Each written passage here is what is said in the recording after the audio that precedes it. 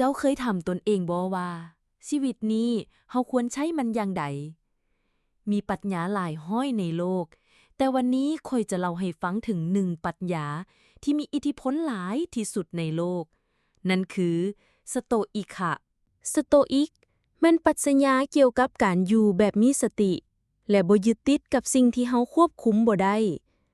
มันสอนให้เฮาหยุดความกังวลกับอดีตและอนาคตอยู่ในปัจจุบันกับสิ่งที่เฮามี และดำรงชีวิตอย่างมีจุดหมาย เป็นปรัชญาที่คนดังๆ แบบมาร์คุส ออเรเลียส และเซเนกาใช้ปฏิบัติจริง สโตอิกเหมือนกับการขับรถยามฝน ฝนเป็นสิ่งที่เฮาบ่สามารถควบคุมได้ แต่เฮาควบคุมการขับของเฮาได้บ่ว่าจะเกิดหยังขอให้เฮามีสติ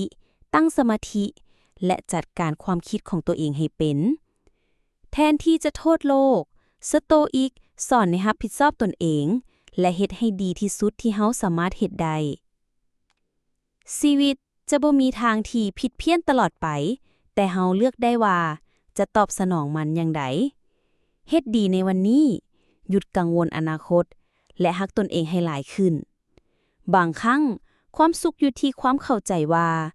สิ่งใดควรปล่อยวาง และสิ่งใดควรรักษาไว้